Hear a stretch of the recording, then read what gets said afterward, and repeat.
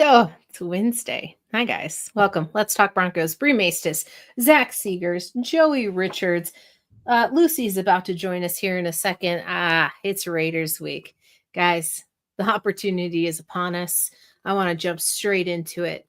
Broncos haven't had a chance to sweep the Raiders since 2014. They've never won in Vegas, but it feels like this is the prime opportunity. And we were just talking about it pre-show. That's why we're late per usual. But the idea here is that nobody can stop Broncos fans right now from being their annoying and loud and verbose selves. The timeline has been fun. And I wondered aloud to everybody in our group chats and in the shows precluding today is that what were we going to complain about if they absolutely decimated the Falcons? And apparently, we're not fighting each other right now. We're just going to fight everybody else. And it's going to be what I would say is kind of the most beautiful time for all of us Broncos fans because it's been a long time coming. Okay. We've been sitting in the suck and wallowing in the mud. And finally, there's an opportunity to be excited about something and not just hyped up by one particularly great play or maybe one showing, but it's just continuous improvement, development. And now the offense is firing on almost all of the cylinders. I'd like to see the time of possession cleared up a little bit, but I want to know, are you guys still feeling pretty excited about what we've seen from this Denver Broncos? The defense is now up in the top 5. I would say even arguably the number 1 defense in the NFL. And then you've got Bo Nix, who's coming along swimmingly. I would say we were talking about exceeding expectations heading into the Kansas City game, but now we're talking about a prime opportunity to see Bo Nix actually crash through that ceiling that was anticipated for him. A lot of the items that he was being scouted for are coming up and they're being fixed. So kudos to Sean Payton. That's the only time you're going to hear me say that this season, probably. And kudos to Bo Nix for rolling with it, right? I love that our bold predictions hit. I love that we're all fired up. Zach Seegers has been the precipice of all the positivity you could imagine here for Let's Talk Broncos.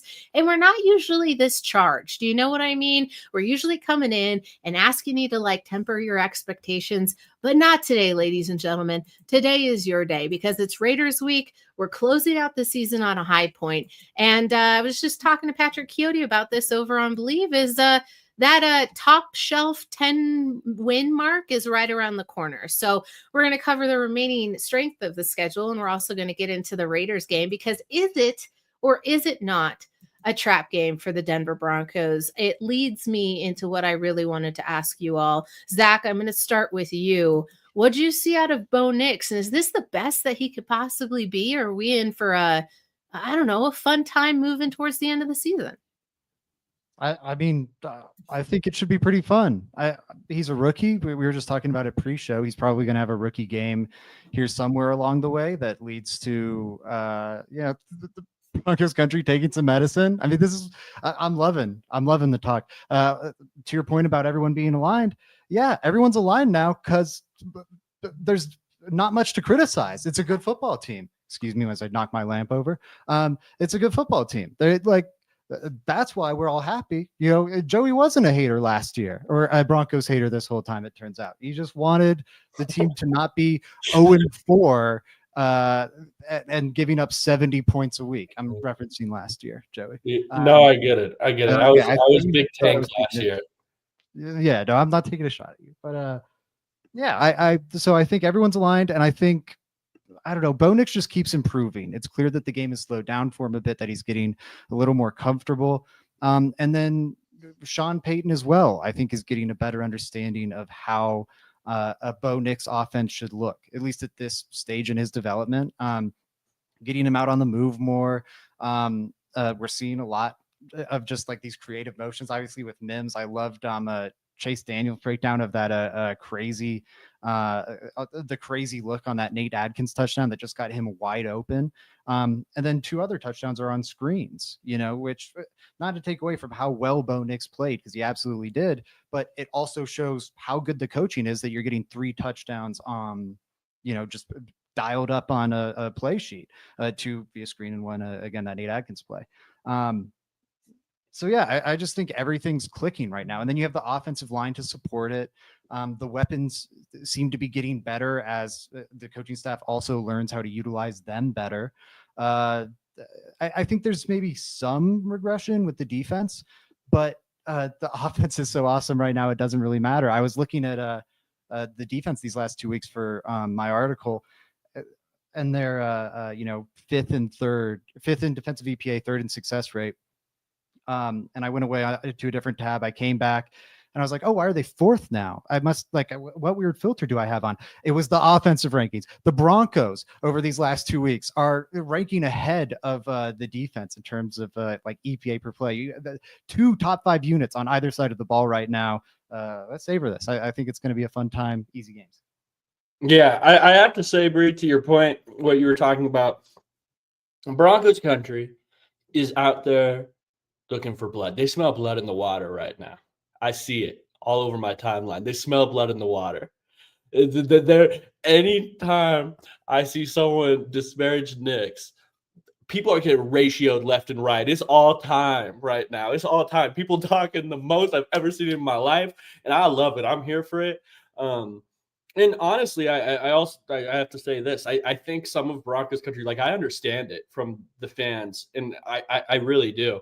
Not only has this team been so desperate for a quarterback forever that we're just stoked to sit here and look at good quarterback play. Just show me good quarterback play. Don't try to rain on my parade. We went through the Drew Lock era. We went through the Trevor Siemian era. We went a little Teddy Bridgewater in there, Joe Flacco. We saw all the eras. Let us enjoy this moment. So I get it from a fan perspective. Absolutely. And then to go along with that, I do think there were a lot of people. I wasn't a big Bo Nix guy. I think everyone here on this podcast could recognize this coming out of the draft. I wasn't. But once they drafted him, my tune changed a little bit because I was ready to actually just give it a shot and see what happens. Meanwhile, it felt like a lot of people, at least, even before week 1, we're talking training camp, preseason, whatever the case may be, where are you riding them off? Not giving them a chance and just riding with their draft evaluation. Whatever is shown in the game isn't going to change it. And so, yeah, I think Broncos country is kind of rightfully so going at some people a little bit. Now, we are a little sensitive as well, but it's true. We can be sensitive, right? But the idea here is be honest with your analysis. If you're going to come at the Broncos, you have to come at it from a point of, you can't have the hindsight and be like, guys, it's only week 11. Yeah, but what about after week 4? You calling the Bucks game is a fluke, or they haven't absolutely earned this opportunity, or Bo Nix hasn't decided to progress, or, oh, you're in for a world of hurt for the next 3 to 5 years while you try to make this work. It's week 11. We've all admitted that this is a rookie quarterback, but we can all admit that it's working now. It was a slow start to the year. It was a slow start to the season. And I think as long as you're being honest with your critiques and analysis, then that's fine to go ahead and have those critical pieces against Bo Nix and what he needs to work on, because obviously he's not a polished product yet. What we're also excited about is we have yet to see that happen from a quarterback that's been brought in post Peyton Manning. And you can throw Trevor Siemian in there all you want, but that doesn't make me feel better about what sort of plan B there was for when Manning retired. It's been a bit of a rough go at it. So yeah, there's going to be the game where it hurts like hell because it looked like shit. And we're all going to have to be like, wow.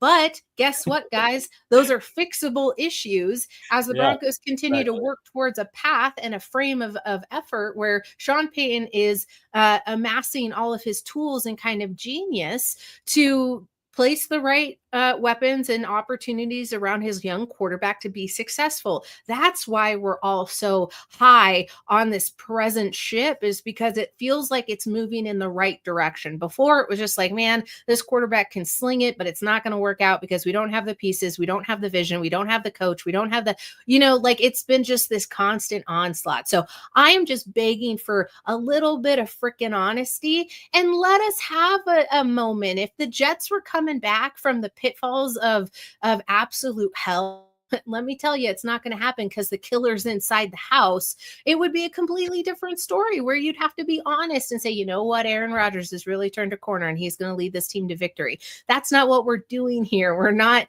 going to go out on a limb and say that we're fighting a fight where we're truthers. You know what I mean? I've been a part of that facet. Zach can recall quite fondly the era of a Drew Lock where you had so much hype and hope, but there was no plan to get you there. This is different and it feels different. So until that game happens, which it could be the Raiders, I think we should all sort of lean into the skid and enjoy it while we have, because usually at this point, Broncos country is a little tired of the NFL, and we're not at that point right now. So I would like to celebrate that fact, and I'd also like to ask Zach, as we continue the circle around this conversation, what exactly is the you pointed a little bit to the actual regression, right? Do you think that comes down a little bit as they continue to face a little bit of the harder teams? Because right now the Broncos are sort of meeting their opponents in their lowest form. So don't queue up any asterisks while we still have them. But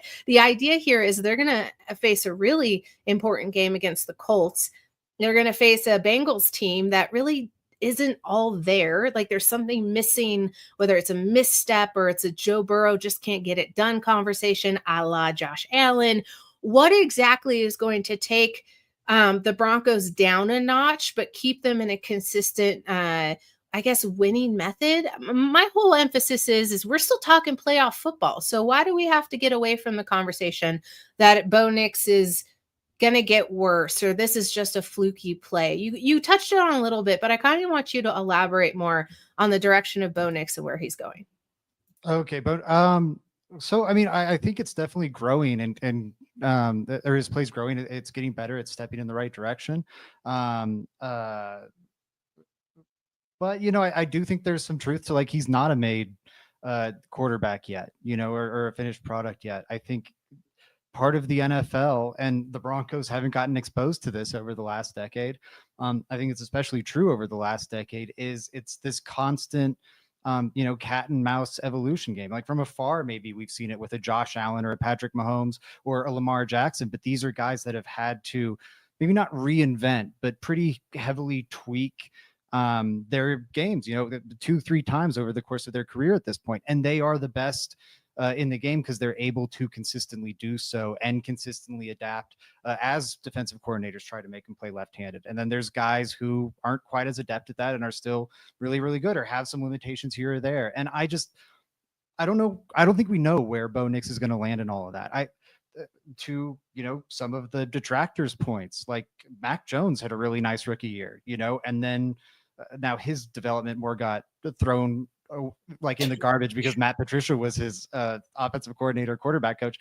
But, you know, he had a really strong rookie year and then just could not do it again. So, you know, there is some truth to that. I think it's an exciting process, though. Like, where is this going to land? Like, how does he stay ahead of it? What is going to be the defensive coordinator's response to Bo Nix? What is the defensive coordinator's response version of make sure Patrick Mahomes stays in front of us? We need to make him nickel and dime his way down the field. We'll play super conservative and just force him on these super long drives, force him to lean on the ground game, you know, drop 8, do whatever. What's going to be defensive coordinator's version of that for Bo Nix? I think that's something that's exciting and something worth looking forward to. And the fact that he's, you know, proven that he at least belongs in the league means he's going to get those reps. Drew Lock, frankly, like during that 2020 year, didn't prove that. And so he, you know, didn't get them in 2021. They kind of gave up on him. They didn't want to see more of him.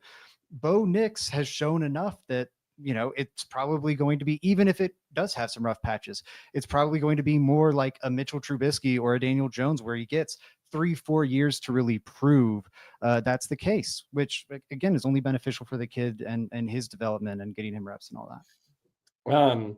Yeah, I agree with your last point there, especially because I was about to bring up, like, one thing that we need the dead now is this entire offseason, it felt like everyone was being talked at, that Bo Nix has a really low ceiling because he does not have natural tools, right? Or doesn't have great tools. Everyone kind of talked at us like that was the case. And I still feel like some people are at least are holding on to that. Listen, guys, the only reason he survived early in the year was he is completely surviving on his tools. All the way up until maybe like 4 or 5 weeks ago, most of Bo Nix's good plays, everything was reliant on I'm really athletic. I'm a top tier athlete at quarterback because that's what Bo Nix is. He is a top tier athlete at quarterback. I think we can say that. For the quarterback position, I don't even think that's debatable. He is a top tier athlete at quarterback. And I think his arm, people were questioning whether he had an NFL arm. I think we can put now into perspective and say, yeah, he has an NFL arm. I think that if this was contextualized better pre-draft to what his actual tools were and what we're seeing now, people would be a lot more outside of Broncos country, people would be a lot more excited about what he can then become. Because for whatever reason, people really, really hold tools equals high ceiling in just casual NFL talk. And he was talked up to be a guy that had a ceiling of a backup quarterback because he didn't have the tools. So I think Zach, to your last point where you were saying, hey, this is a guy that's going to have at least 3 years probably to prove it. I think that's a good point because he's shown that there's something there to develop. Yeah. And I think it's funny because you pointed out a great point there. He's succeeding the way these traits pilled, and I'm kind of part of that camp myself. I want to see a guy with tools in part, not because of just like the ceiling or what it could be, but I just don't think you're going to see many quarterbacks enter the NFL arena as rookies and just be like mentally advanced. I think that idea of pro readiness only goes so far because it is such a different game. There are going to be so many curveballs. I think you saw that with Bo Nix, who was labeled a pro ready quarterback coming in. And to Joey's point, that kind of got thrown to the side.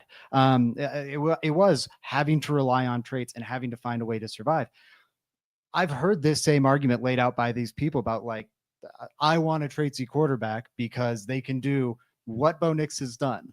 And now it's something that these same people are critiquing. So I was laughing at that point in agreement and not disagreement. Yeah, it's like people are still holding on to their idea of the athlete he was pre-draft. I mean, even Sean Payton before the season started was saying, I think it was the Chase Daniel interview, was saying he asked Bo, why didn't you run a 40? Because he didn't know how fast he was. I think it was a shock to a lot of people. Just like his creation ability, he showed it at Oregon, but if we're being honest, the reason why I wasn't a big Bo Nix guy coming out of college was because there were so many layups on the field. It was like 90% layups, just layup throws, really easy stuff. You didn't have to see the creation as much as you have seen in Denver right now. I think people are holding on too much to what they thought he was versus what he is right now. So yeah.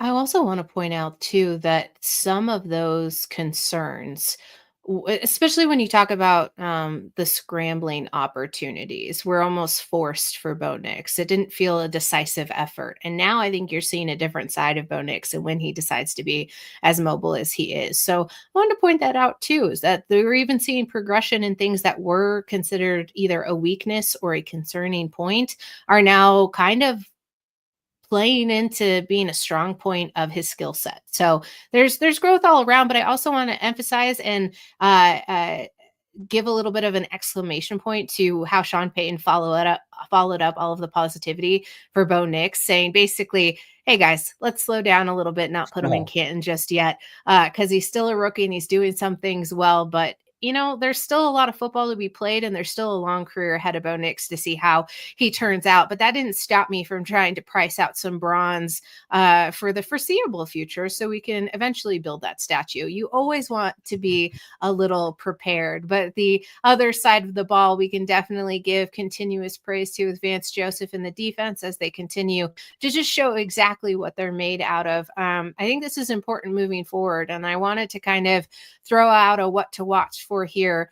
so the Broncos don't lose any steam as they move forward. I want them to play the Raiders in their dilapidated state, much like they did the Falcons, much like they did the Chiefs, and much like they did, even the Bucks. They rolled them too. I want to see that sort of effort. I want to see full, complete games against miserable teams so that Minshew gets taken out of the game and Aiden O'Connell has to go in and try to make reparations for what just happened to them. I want to see a little bit of tears, and I want it to be convincingly so. Convincing has been my favorite word this last couple of weeks because it's really what you want to see here from the Denver Broncos and Bo Nix and the defense, right? None of this fluke talk, none of this, oh, well, they got lucky at the last second and were able to kick a field goal and all of those things. I want to see some real old school ass whoopings, the a la Peyton Manning, 7 touchdowns, throw 40-ish points on him. Like, I want world domination at this point, but I do want to echo the sentiments of Sean Payton. Let's slow our roll just a little bit so we can talk about this upcoming game, because that's all that matters at this point, is beating the Raiders in Vegas and what's going to slow them down. So my what to watch for is you can't slow down. There's no taking it easy. There's no, wow, we fought really hard the last 2 weeks. This third week's going to be a shoe in. And I think it's really important that they do so and they keep the same kind of effort, because everyone's been balling. You've got Barton making interceptions. You've got Jonathan Franklin Myers absolutely decimating in the pressures game. Like, I want to see and continue to see all of that effort moving forward. Zach, what's going to slow them down and refute that? Like, is there an opportunity for the Raiders to really sour some grapes moving into this week? Yeah, I mean, Brock Bowers. I think it really is just that. Like, the offensive line's not special. This run game is really not good. It's historically bad. One of the worst in NFL history. Truly, like, it is an extreme outlier in terms of bad. Had a weird amount of success against the Broncos the last time these two teams played. I'd be very surprised if that happens again, but we'll see. So I think you feel good on that front. The quarterbacking, you highlighted it. I mean, how many times are they going to bench this guy? That tells you all you need to know. And then Jacoby Myers is their best receiver, which also is, and he's a good player, but I mean, that's telling. Just like Lil Jordan Humphrey's the Broncos' number 2 receiver, or whatever the stat is. That's pretty telling about where the Broncos receivers are. Same goes for the Raiders. All they got is Brock Bowers, but that's a nice piece to have. I'm excited to watch his career alongside Bo Nix, because I think these two are going to be linked forever. Picks number 12 and 13, division rivals, obviously. They're going to be, I think, probably finalists for the Offensive Rookie of the Year award together. So it's just, I don't know, it's a little interesting to me how, that plays out. But yeah, Bowers is the only thing I'd be worried about. We saw it in the last game when he shoved PJ Locke down and took it to the house, or PJ Locke fell, whichever happened. Yeah, he's a dangerous player. I'd be worried about him if I was the Broncos. I'd be worried about him if I was any defense. Well, but Joey, before you go, I just want to point out, if you put Patrick Surtain on the only weapon that these Raiders have, I don't think that it's going to be that big of an issue. But I also wanted to know, I want to just ask you, as far as Bo Nix and Brock Bowers being in the same conversation for Offensive Rookie of the Year, I want you to speak more about that, because is it really that close of a race, given the opportunity where Bowers is kind of course he's going to be making those types of numbers? Does that take away from that conversation at all? I don't think so, because I don't think it's a given. Yes, someone in that offense has to be getting targets, and to the points I just laid out, there's not a ton of places to like steal targets from, or to not a ton of players to steal targets from him, rather. But we're talking about Gardner Minshew and Desmond Ridder and Aiden O'Connell, like, in and out of there nonstop, and Luke Getsy calling the plays. And it also, it's one thing to have the opportunities. It's another thing to be, play at a really high level and like take advantage of those opportunities. And so that's what he's doing. It's not just I don't know. It's not just volume or anything like that. Like, it's also very clear talent. I think the Surtain point's a good one. I hope they do that. I'm curious to see if they would. I don't know. I'm trying to get the information right now, but I don't know how much Surtain has played inside or, against tight ends this year or over his career. That said, if there ever was a time to do it, it seems like it'd be, against this team. Yeah, I mean, here's the thing though. If you have Riley Moss and Pat Surtain just shutting out wide receivers on the outside, Brock Bowers as a one-man wrecking crew isn't going to beat your team. Damn good football player. I just don't ever believe that there's one guy on a team that can beat your 11. Like, I just don't see that happening. So I think they're just going to play it regular out there. My bold is very hand in hand with yours. Mine is just, it's very hand in hand, honestly. It just, do the Broncos play down to their opponents? That's what I want to see, because this Raiders team sucks. Like, you guys have mentioned it. They're just not very good. They're not good. No, or not my bold prediction. This is my what to watch for. But they're just not very good. So do the Broncos play down to their opponents? This will be telling to me to see just how good they are this year. If the Broncos go out there and stomp them, I'm going to feel pretty confident. If the Broncos even play this game close, I'm not going to be. I understand it's a rivalry game. I'm just looking at it. The Raiders are a 2-win ball club. I think everybody knows it's the worst kept secret in the NFL that Antonio Pierce is going to be gone after this year. They're looking at a complete roster rehaul. This is the part of the season where I'm looking at them as even saying, hey, do these guys still want to, like, what's their motivation left for this year? Mm-hmm.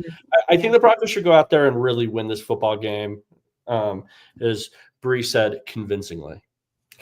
Convincingly, I think we should have a buzzer that goes off every time I say the word, because it's starting to lose a little bit of meaning. But Joey, you brought it up, and I wanted to emphasize the point a little bit. I don't think Antonio Pierce lasts after this year, although the Raiders are head scratchers as far as decision making goes. I want to scratch my head a little bit at everything they do, and it's just so easy, ladies and gentlemen. If you're tuning in and hate watching, I appreciate you as well, but it's so easy to pick on the Raiders. I mean, the Raiders and the Chargers, for as far as I'm concerned, are in the same vein of don't like you, never will, and I will find every opportunity to disparage your team. But if I take the fan hat off, I can clearly see that this level of dysfunction, you can't name a starting quarterback. You don't know where that quarterback would be throwing the ball to, and you've got a head coach that seems to have lost the lead here with a couple of star players. At the end of the day, it boils down to who are people tuning in to watch now? As fans of the Raiders, you've got a Max Crosby and maybe a Brock Bowers, but those are not combinations for winning out and outright. I saw a comment here that they're tanking for Shador. Absolutely hate it, but they are barreling towards that number 1 pick. And I don't really see an upside for them going away from that whatsoever. Zach, I saw you shake your head a little bit when I mentioned Antonio Pierce and making it towards the end of the year. You think he's in or out come here before the season ends, or at least after the season ends? Yeah, I don't know if they'll do it early. The Raiders are so weird that they totally could. They're also an organization where they don't have a lot of like options just financially too. So I think he's definitely gone. I think the interesting bit, at least to me, is Tom Telesco. Because GMs, I cannot think of a one and done GM. Like, that is bizarre to me. Like, because it's a team building thing. That's a longer process than coaching, in my opinion. Maybe there's one and I'm missing it, but I cannot think of a single one and done GM. That said, when they hired him from the Chargers, everyone was like, why are they hiring this guy? He did a pretty poor job with the Chargers. Look at that roster. You saw that up front. Why are you trying to hire this guy? You beat them. They dropped 60 on the Chargers in like one of the last games of last year with Aiden O'Connell. So everyone was puzzled by that decision, and understandably so. And then they saw his salary. And it's like, oh, that's why Mark Davis did it. It's because they can pay him dramatically less than any other GM in the league, and he'll take the job.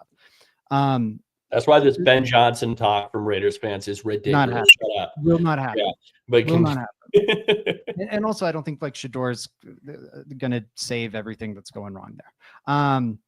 But yeah, so I think the Tom Telesco bit is interesting because that is a bad GM. He's a problem area too, very obviously.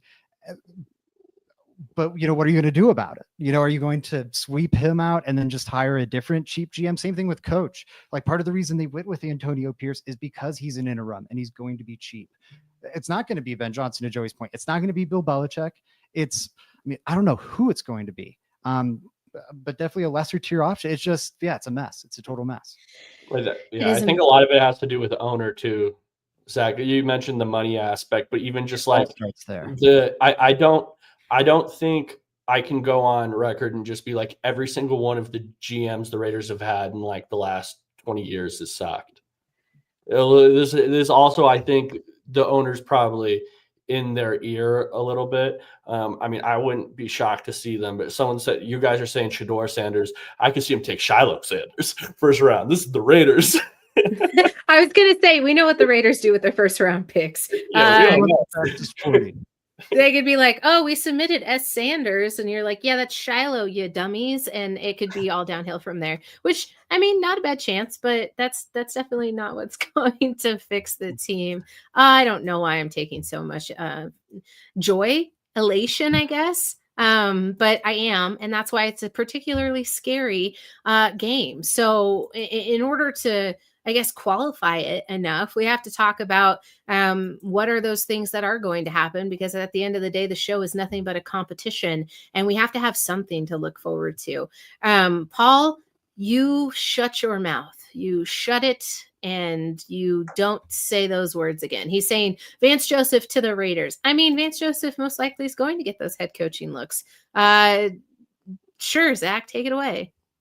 I'm so sorry. I've been digging through all of Surtain's game logs to see if he's been matched up on a tight end. I finally found one. He had a snap against Brock Bowers in the Week 5 game. It was the one that resulted in an interception, not the pick 6, but resulted. I remember that play. Yeah. The second one he had that day. So credence to your idea, Bree. Worked out pretty dang well. Outside of that, do it again. Do a flip. Outside of that, Brock Bowers feasted on this defense. He was 8 of 11 for 97 yards and a touchdown otherwise. So just shut him down. Just shut him down, and then they don't have anything. Then Gardner Minshew's Uncle Ricoing it, like just trying to throw it over the mountains, and that's going to be ripe for the pickings. Well, let's talk about the defense. Let's talk about what the opportunity is before us, and I want to get into bold predictions. It's going to be that okay.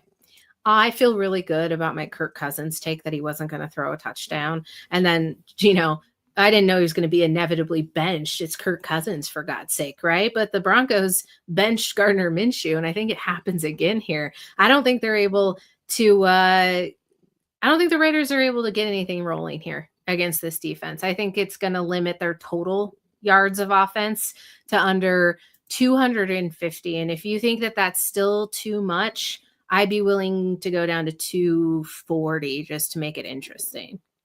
Go ahead, Zach. Don't show your hand. Don't show your hand on that. I'll tell you right now, Joey's not nice about those things. We get the to you. Maybe not to you. Joey's not out here trying to make my life a living hell during bowls.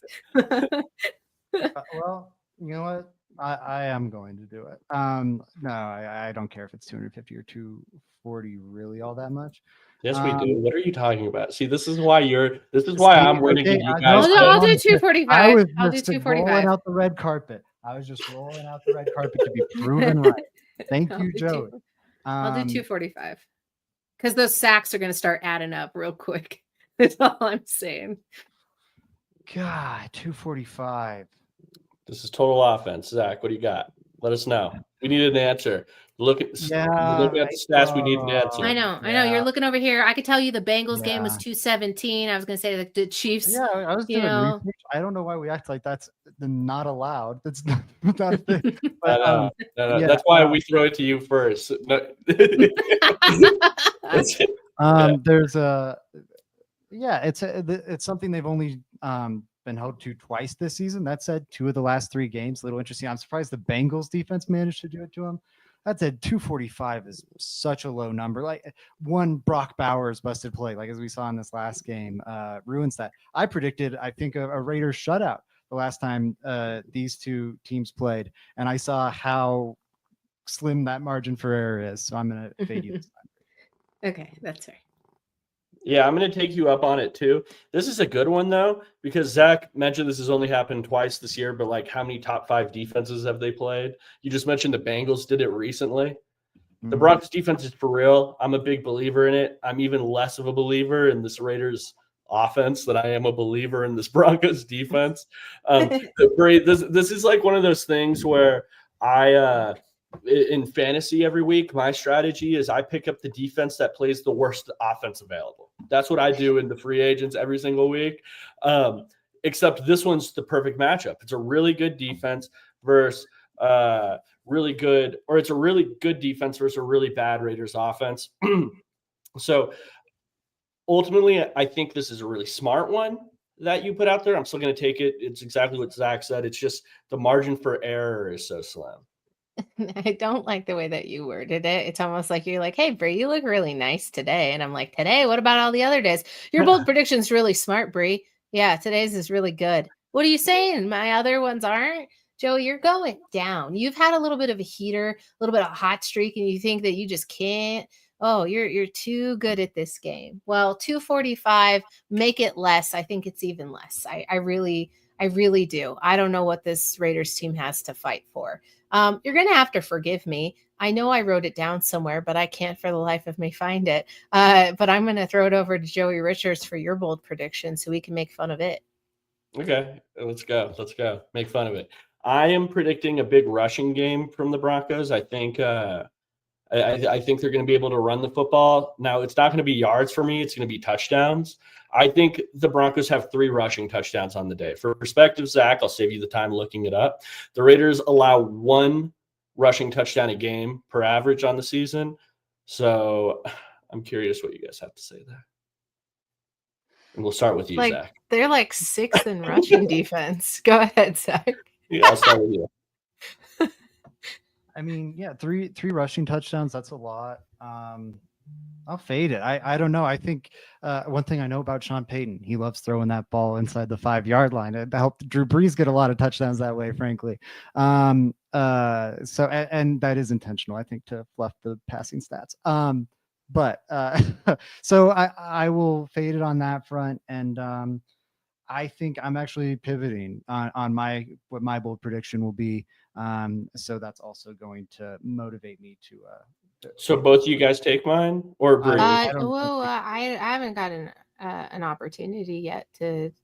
I mean, I got a small little opportunity to tell you that I think the Raiders' rush defense is about the only thing that they presently have going for them. So yeah, I gotta fade that. I'm gonna fade that a little bit. Just because I don't think anytime you think you got a gap there, Max Crosby just comes and he like eats your soul. So I don't know. That could be really dangerous. And I hate to admit it, but I love Zach's point of them just wanting to get pass happy there in the red zone, that 2-minute drill. You got Bo Nix going out there and just slinging it. You get Nate Adkins touchdowns, for the love of Christ. No, I don't. And if they're getting the rushing touchdowns, they're coming from Bo Nix. So I'm just going to have to. I think you're not counting Bo Nix rushing touchdowns, right? You're going to make it. I said rushing touchdowns. Bo Nix rushing touchdowns count as well. That's dumb. You should try to be harder. Like you should make it a little bit more bold. It's a lot of rushing touchdowns. I made this. I'm just envisioning this game in my head, and of course, I'm playing it out in the way that I want it to happen as well. You know, it's football; anything can happen here. I just think the Broncos are going to get turnovers as well. Field position is going to help them out, and I just think the Broncos get their running game. It's a focus this week. You mentioned it, Bree. I think the strength is Max Crosby and their pass rushers, and then like the stuff like that. I think you're going to want to run the football in this game. I don't think you're going to want to put the ball in risk to turn the ball over and even play with this game. The Broncos are better than the Raiders, so just go out there and beat them. So that's kind of my idea here with that. Yeah, I like it. Samuel Castro says 2 passing touchdowns, 2 rushing touchdowns on Sunday. So he's spicing it up again, being a little bit variable. Yeah, I mean, we're gonna get 4 touchdowns from the Broncos here. Offense seems to be rolling. I'd be more comfortable with 2. So yeah, I don't know if I answered you, but I'm fading it. Patrick saying, You're taking it, right? yeah, I'm taking your You're bet. taking it. You're taking it. Yes or no, 3 touchdowns. Give me 3 Bo touchdowns is what Rushing Patrick's saying. touchdowns. Yes or but Bree, yes or no on 3 rushing touchdowns. No. Okay. You're fading the it. bet. Boom. No, That's what I said to start, right? I think so. I don't know. I just wanted to make sure I understood it. Because I've been absent the last few weeks. You better be logging my shit I- correctly, Zach Seegers, I because if I will am. stop, I Here's will the thing. ask for a You- recount. Fine. I still don't know can how to be play this very game. confusing with Yeah, I what know. you say sometimes. So that's why I was asking for clarification. I don't know why Did you all of just a sudden I can be about that, confusing on what I say. That's an interesting pot calling the kettle black. You're right. I still don't know how to play this game. Fading would be saying that I'm not taking the bet because you're gonna have to again. I don't understand the rules of this game because we have to use this stupid verbiage. And what verbiage I would help agree or I you don't understand agree. it? We can use any verbiage. No. Here's what we got to do. Just say you agree or Chips disagree. in, chips out. Chips in, chips out. Yeah, I agree or disagree. I disagree with Joey's because I don't like the idea of 3 rushing touchdowns. Yeah. I'm not here for it. Mhm. All right. Cool. Don't worry, it's fine.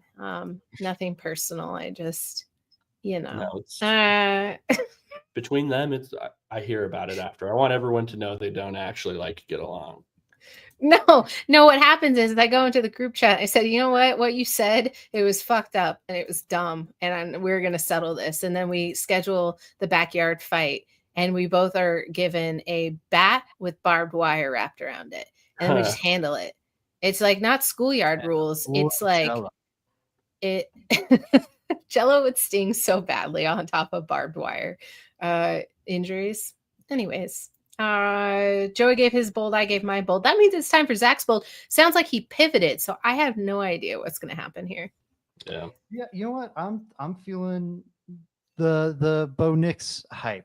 Joey, for our people that came in later or listening on audio at the start of the show, and we talked about Bo Nix, did like the I don't know, the upwards stock motion. I don't know, like we're gonna keep going through the roof here. I'm buying it with Bo Nix. I think he wins Rookie of the Week for the 2nd straight week and the 2nd time this season.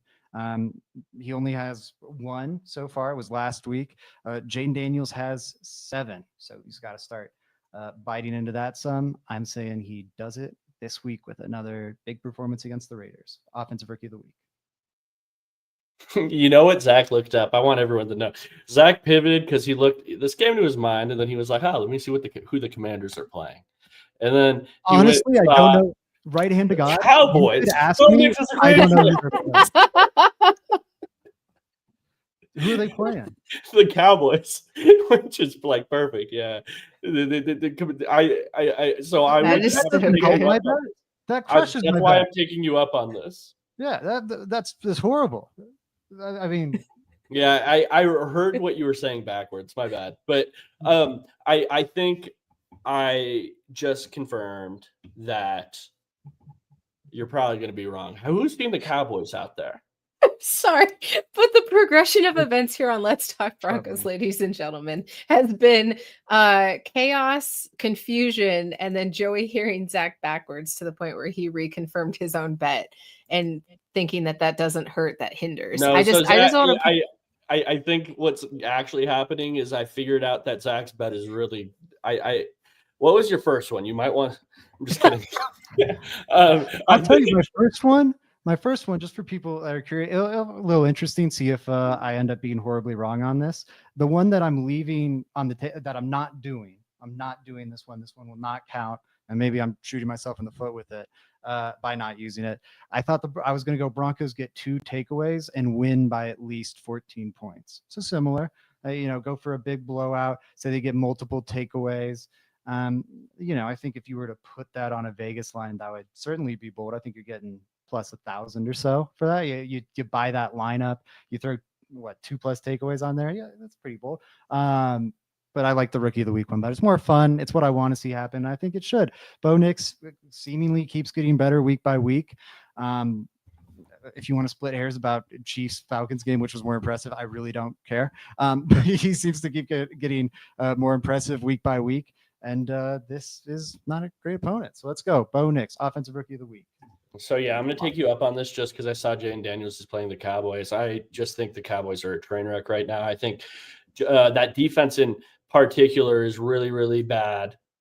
They need a lot of help. Mozzie Smith looks like a bust at defensive tackle down there.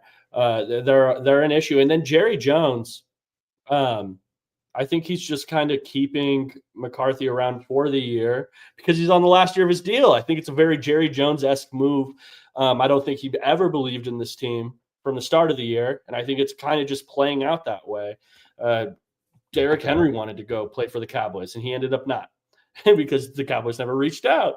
So I think I'm gonna take you up on this one, Zach. Although the only issue here that I have with this is just like there's not a lot of rookies in contention for me, realistically, who can get rookie of the week. Like Caleb Williams hasn't played to a point where I would be shocked if there wasn't another rookie that played better than him. It's like Ladd McConkey, if any quarterback plays anywhere okay level of football, they're probably beat out the wide receiver. To me, it's really Jane Daniels and then Bo Nix. That's like your two heavy favors there. So I don't think it's a bad one. I don't think Drake May should be that far out of that picture, honestly. Like I think he's. I think production-wise, he is. I don't think he has the players to put up gaudy numbers, and we have to remember that this award is very much numbers-driven. It's not who played the best; it's who has the best numbers at the end of the day. Interesting. I like a little switcheroo there. Like I'm sorry, guys. Shuffling shit around over here. I got scared. I thought Joey did it, to be honest. Remember when we used to shuffle tiles all the time before the show started? Yeah. I miss those times. We're the one that did it. We can bring it back. Yeah, I mean, might as well lean in at this point. We're all having a good time. Who needs to be serious at a time like this? I'm going to agree with Zach's. I think simply because why not? Why stop now? And I need to take a little bit of a risk here because Joey's mopping the floor with me. So, yeah. To be fair, by agreeing with me, you that's kind of the safer option. Yeah, I can't actually take any more hits. Gotcha. Actually, no, it would work because you're disagreeing with him. Never mind. No, I'll shut up. You're right. This is why I'm confused. I hope you understand, everybody watching. That's not why. No, I don't know. I'm not having that revisionist history. That's not why. If I talk for more than 40 seconds, Zach Seegers is like, what did she say to start her paragraph? Patrick, I agree. Yeah, that's fine. Whatever. I'm trying to be... I hate you guys. I don't even like doing this show. I'm moving on. We've done our bold predictions. We've pivoted once or twice before. The Broncos are going to have to finish out this week strong. We're all relying on it. Zach, you looked pained. What's wrong, my dude? What's the matter, buddy? I forgot to reach back out to someone I meant to. I have a sticky note thing on my desk, and I was like, what's that about? Nice. And then I just realized, oh, that was from like 2 months ago. I was supposed to do that. So that was that expression. Sorry. Thank you. No. I appreciate it. I wanted to make sure that it wasn't something that I said and that left you confused once again. I wanted to make sure I could fix myself before you could continue. I just love making you wildly uncomfortable. It fuels me. Like it makes my day so much better. Let's go on to our score predictions. Nobody else has any other bold predictions.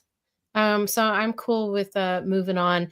Start going into score predictions. Guys, I really don't have mine ready. So I'm going to have to walk this through with all of you playing along here. But drop your score predictions in the chat right now. I'll highlight them. We'll talk about a couple of them. The over-under set at 40.5. So I don't know how I'm necessarily feeling about this because I don't think the Raiders are going to be able to play catch up, but I could potentially see the Broncos scoring over 30 points again.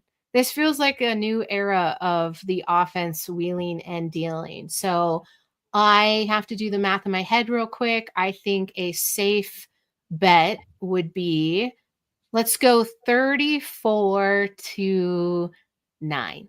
Yeah, 34-9. That is a crazy score. Okay, so the rate. Okay, I like it. I can't play it safe here either. I have to be ridiculous. I like it. My score prediction, it's going to be 30-20 Broncos. That's mine.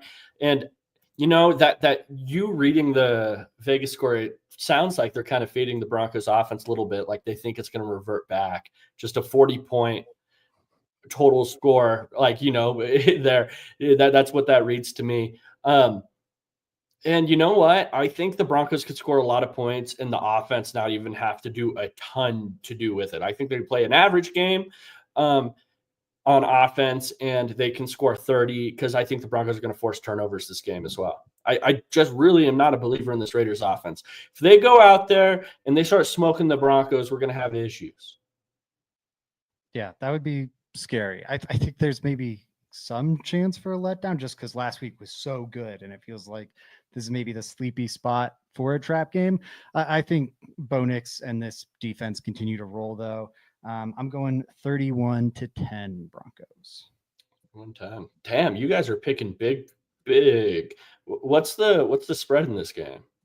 It's like 4.5, 5.5. Yeah. You guys are going way. I was thinking about walking it up to 14 for my bold prediction. I feel like, I don't know how the Raiders score enough to keep up with this team. Like the first one was a blowout. And in that one, they had the crazy Brock Bowers play propping up their offense early. I think without that, it's a blowout for the Broncos. Now, one thing to watch for is McGlinchey has been pretty bad against Max Crosby, even going back to his 49ers days. So that'll be interesting to see what happens there. But who hasn't been bad against Max Crosby? Just something to point out, though. Wasn't it Pulch in there, though, the last one? So we've yet to see this new Raiders offensive lineman, McGlinchey stepstone. D-Bronx put in a bold prediction for defensive TD by Denver. You know how much I love these D-Bronx. You should know that I pick it far too often, and I would absolutely love to see this. I think they're primed for this. You've got Gardner Minshew throwing the football. I know, hey, if he was playing for anyone else, I'd probably not discredit him as much as I am right now, but I don't like what's happening here, which means come Monday, this show's either going to be really freaking good or really, really bad. And I don't know. That's okay. That's not here yet. We can't have anxiety about it. We can't worry about it, but I love this bold prediction. I'll take it. I agree with it because I'd love to see it happen.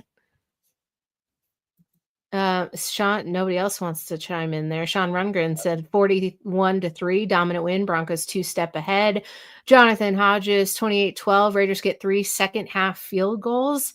I like the way you're thinking there, Jonathan. I think that's in the same headspace that I'm in. Fanatic Dak said my score prediction 49-13. Fanatic Dak also said bold prediction 7 touchdown passes for Bo Nix. Sorry, I was late arriving at the show.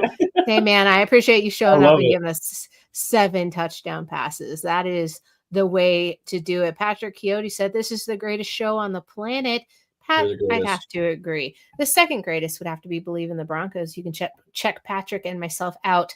New episode dropping tomorrow, I think. So there's that. If you didn't already, and I don't know what you're doing, but subscribe and like the program. Jason Bonnie says 31-16. It looks like the fan vote here is going to be in the upper 30s. That's always exciting here for Let's Talk Broncos. You guys should check it out over on Twitter. Hop on over there and see your standings versus the rest of the LTB crew. I can tell you I'm not doing well, so you're beating me.